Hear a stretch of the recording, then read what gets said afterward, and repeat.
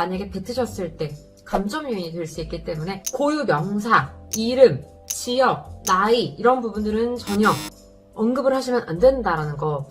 네, 안녕하세요 여러분. 해커수작 그리고 호감부자 조은희입니다. 자, 요즘 면접 시즌이다 보니까 특히 이제 공기업, 금융권 다 면접 시즌이죠. 특히 이렇게 NCS를 기반으로 하는 면접은 블라인드로 진행이 되다 보니까 많은 분들이 이 블라인드 면접에 대한 유의사항을 굉장히 많이 물어보세요. 그래서 오늘은 블라인드 채용 관련해서 여러분들이 꼭 주의하셔야 할 사항들, 그리고 꼭 짚고 넘어가야 할 사항들을 알려드리도록 할 거예요. 아마 여러분들께서 면접을 보시는데 굉장히 많이 도움이 될 거라고 생각을 합니다. 자, 일단 블라인드 채용 시에서 유의해야 하시는 부분들.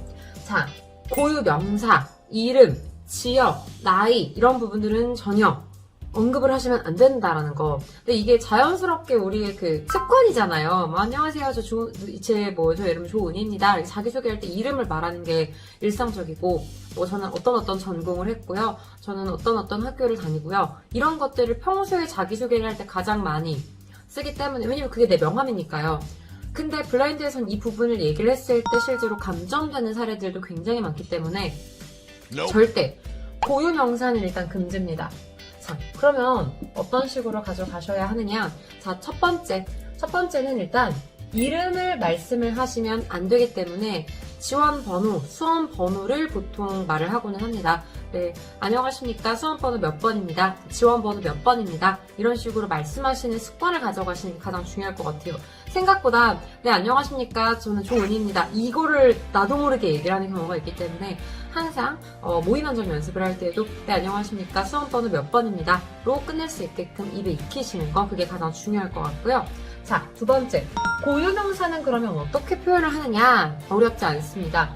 예를 들어 내가 뭐 인턴을 했다 쳐요. 인턴을 했는데 뭐 한전에서 인턴을 했다.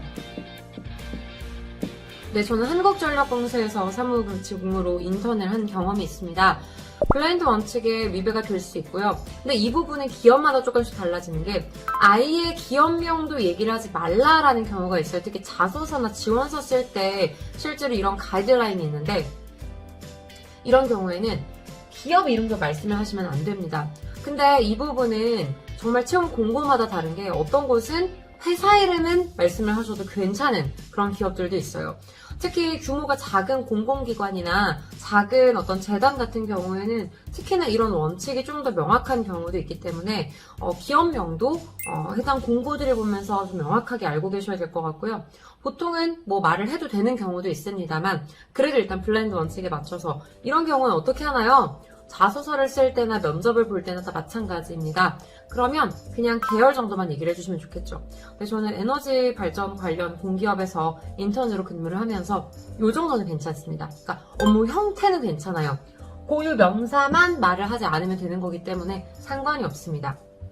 자, 여기에서 특히 이제 뭐 아르바이트 같은 경우도 뭐 파리바게트에서가 아니라 제과점에서 어떤 느낌인지 아시죠? CGV에서가 아니라 영화관에서 근무하면서 이렇게 생각을 해주시면 될 것 같아요. 마찬가지로 뭐 예를 들어 과천시청, 제가 거주지역 시청에서 이런 식으로. 그래서 고유명사만 말을 안 하면 된다, 안전하다 정도로 생각해 주시면 될 것 같고요. 자, 다음 학과나 학교 관련해서도 궁금해하시는 분들이 굉장히 많은데 특히 이번 IBK 기업은행 인턴 채용 공고에 있어서도 이 얘기를 하는 부분에 있어서 좀 갑론을박이 있었죠. 안전하게 가려고 하신다면 학교 같은 경우도 실제로 고졸 채용 전형도 있기 때문에 대학보다는 학교 교수님 정도는 괜찮습니다. 대학교 교수님이 아니라 학교 교수님 정도로 얘기를 해주셔도 괜찮고요. 학과 정도는 괜찮습니다. 근데 실제로 저는 뭐 국어국문학과 또 고유명사죠. 그러니까 어문 계열 전공을 하면서 정도는 괜찮습니다. 마찬가지로 컴공이다 그러면 디지털, IT 관련 전공을 하면서 공학 관련 전공을 하면서 그래서 아예 인문대학교, 상경대학교 이런 식으로 영역 정도로만 나눠주시면 충분하겠습니다. 이해가 가시죠?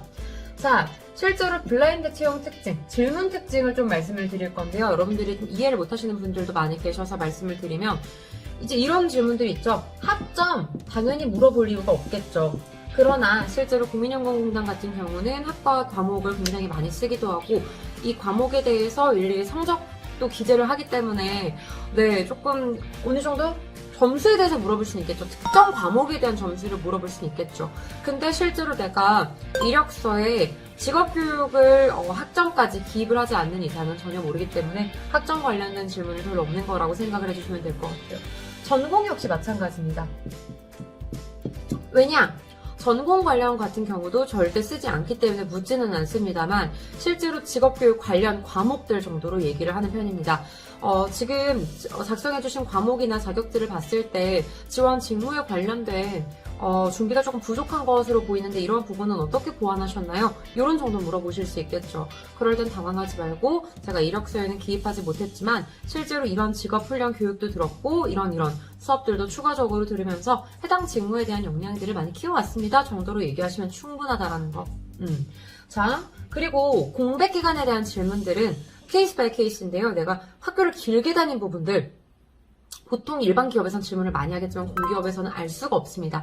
다만 내가 경력이 있는 경우 내가 예를 들어 뭐 2018년부터 2020년까지 어디에서 근무를 한 경험이 있다. 그러면 이 이후에는 공백이 있잖아요. 요거 정도는 물어봐요. 그래서 경력상 이후의 공백 정도는 물어보기 때문에 요 당시에는 뭘 했는지는 명확하게 말씀을 해주실 필요가 있겠죠. 실제로 NCS를 기반으로 한 블라인드 면접 전형은 여러분들의 기본적인 신상보다는 경험에 대한 질문들, 자소서에 대한 질문들을 더 많이 하기 때문에 크게 걱정하지 않으셔도 괜찮을 것 같고요. 다만 블라인드 원칙 때문에 고유명사나 명치행들은 실제로 만약에 뱉으셨을 때 감점 요인이 될 수 있기 때문에 그런 점 정도만 걱정하지 마시고 잘 생각만 해주시면 문제가 없을 것 같습니다. 자소서도 마찬가지예요. 앞으로도 계속해서 이렇게 유익한 시즌 노트 그리고 채용 공고들, 설명들, 면접 기술들 알고 싶으신 분들은 네, 책가스작 좋아요, 구독 눌러주시면 감사하겠습니다. 다음 시간에 뵐게요.